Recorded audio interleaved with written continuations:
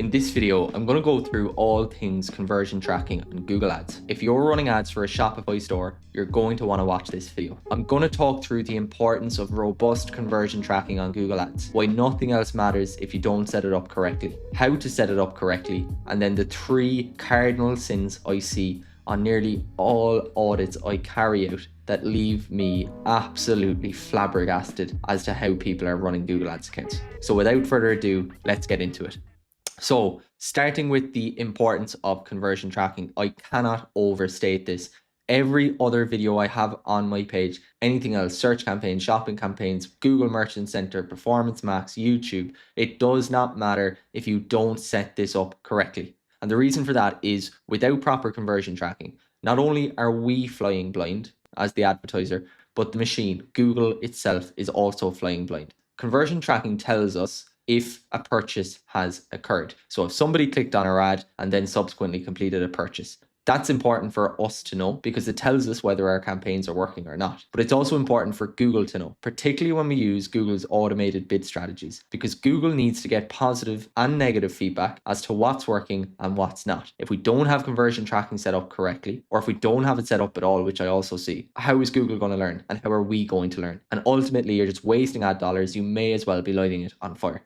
So what do we use at our agency? Well, we use the Feed Army Pixel. I find it really, really useful. We set up enhanced conversion tracking, remarketing, everything like that. So I would recommend looking at it. But for the vast majority of people who are just starting out with Google Ads, there is a more simple approach that you can take. It will get you to 80 to 90% of the way there. And if you're serious about Google Ads, I would recommend going down into Google Tag Manager, setting up everything correctly, because the more conversion data that you can feed the algorithm, the better it will perform. What I'm going to run through is fine if you want to get to 80, 90% of the way there and you want to do it quickly. So particularly good if you're a brand owner and you're just starting out, or if you're a freelancer and you're just starting out with Google Ads, this is the general approach you could take. So I'm going to run through how you could set it up if you were a Shopify store. So the first thing that you're going to want to do is download the Google and YouTube app on the Shopify store. So it's going to look something like this in sales channels. So going across then, once you connect it all up. So what you're going to want to do is you're going to want to connect your Google account. So I'm going to be talking about Google accounts, Google Merchant Center accounts, Google Analytics accounts, Google Ads accounts. There's a load of different Google accounts, but ultimately, if you've set everything up correctly, you should have one master Google account and this should be linked to everything. So ideally, you will use that when you sign into the Google and YouTube app. So for client confidentiality, I've obviously blocked it out here.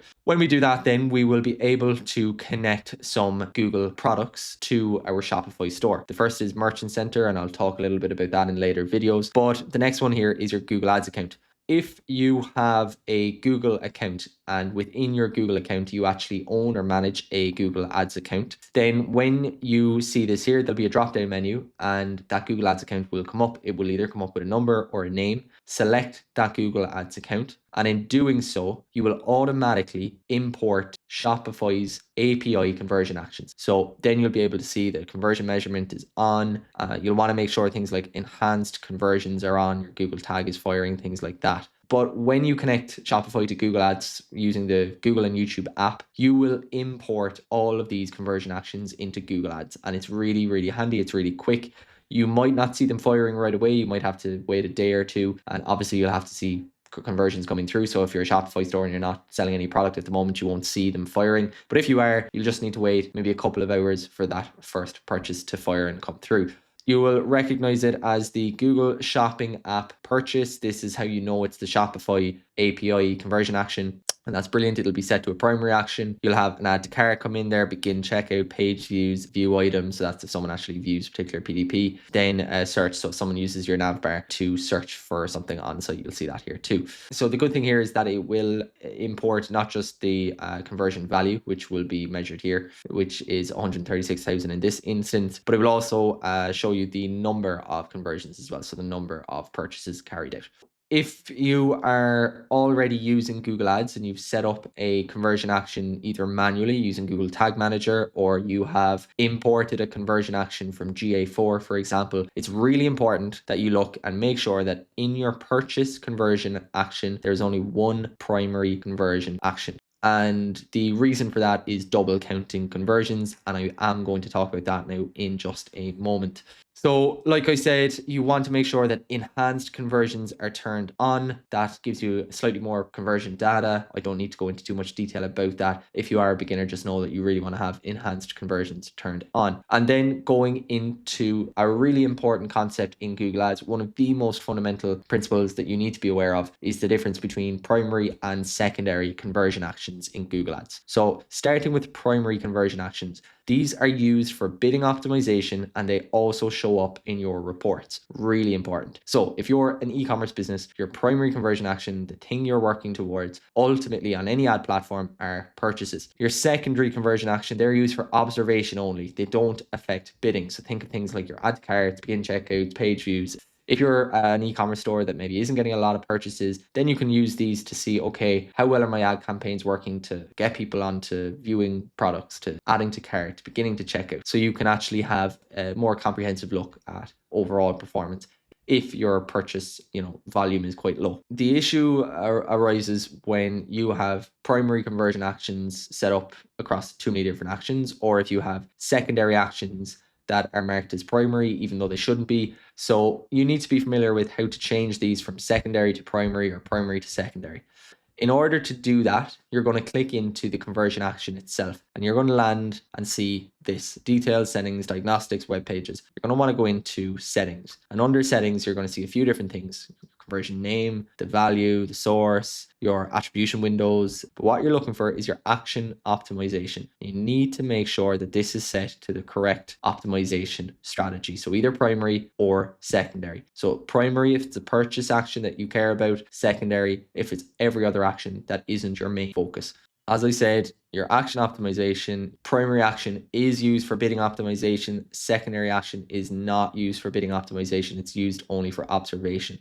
This leads me on to the 3 cardinal mistakes I see. These are the 3 things you have to look out for when you're setting up conversion tracking, or if you're auditing your account, or if you're looking at another account. These are the things I always look out for, because every other mistake in Google Ads is going to cost you money in some shape or form. If you're not doing something efficiently, if your strategy doesn't make sense. But ultimately, this mistake or a mistake in this vein could cost your business thousands upon thousands if it's left for any period of time whatsoever. And the first mistake that I see is using 2 primary purchase actions. So I'm inside conversion tracking here and I'm under purchase. So here we have a Shopify purchase action. So that's been imported from that Shopify connection that I mentioned. This is one that was maybe made on Google Tag Manager. This is just a purchase action. And this is one that was imported from GA4. Now, all of these 3 are going to be slightly different, and that's just because of how they report on conversions.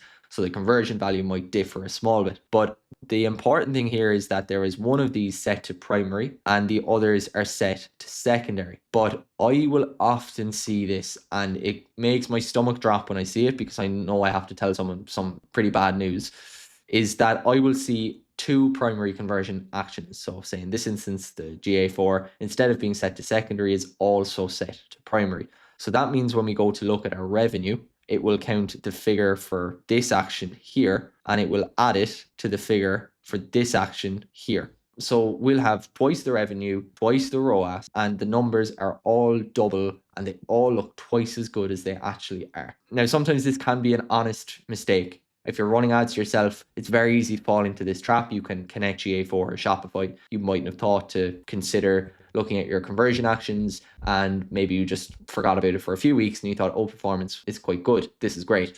But if you have an agency managing this and they have 2 primary purchase actions, they're double counting conversions. They are being untruthful with your results. And quite frankly, that agency is being completely deceitful and you should fire them with immediate effect.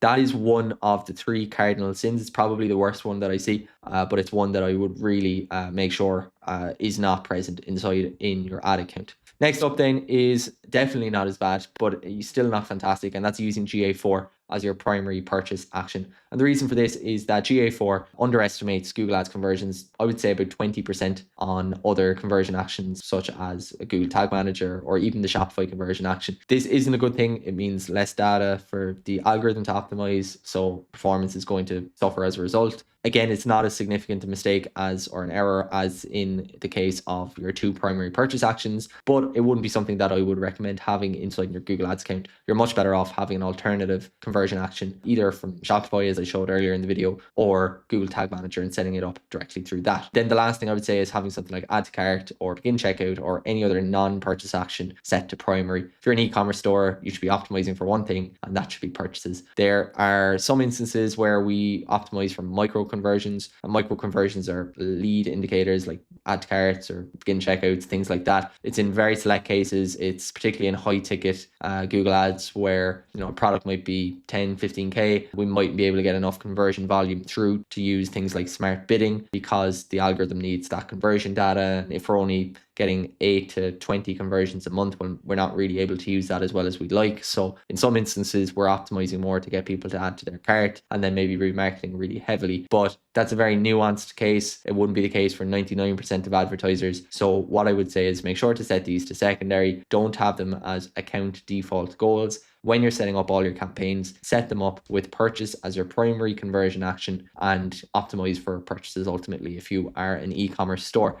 So that's a very quick run through of Google Ads conversion tracking. If you're a Shopify store, my recommendation would be, if you're just starting out with Google Ads, just connect everything up via the Google and YouTube app on the sales channel in Shopify. It's really easy integration, everything comes over, and it's quite a solid conversion action. If you're a more seasoned advertiser or you want more robust tracking, then my recommendation would be to use FeedArmy's Pixel.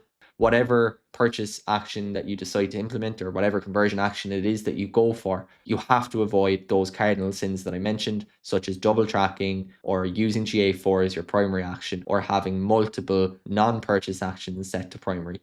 So it's all about setting one clear goal, one clear purchase conversion action as an e-commerce store that your account can continually be optimizing towards, continually be learning from, and hopefully with time continue increasing that number in absolute volume. So hopefully you found this video useful. If you do have any questions, just drop a comment in the link below. I'll hopefully be able to answer any conversion tracking issues. It is always something that a lot of new advertisers find quite difficult when they are migrating over from, say, Facebook to Google Ads. So if you are a brand owner and you do want a little help with conversion tracking, drop me a comment below or click through my link directly and book a quick call with me and we can run through what it is you need some help with. So hopefully you found this video useful, and I'll see you with the next one.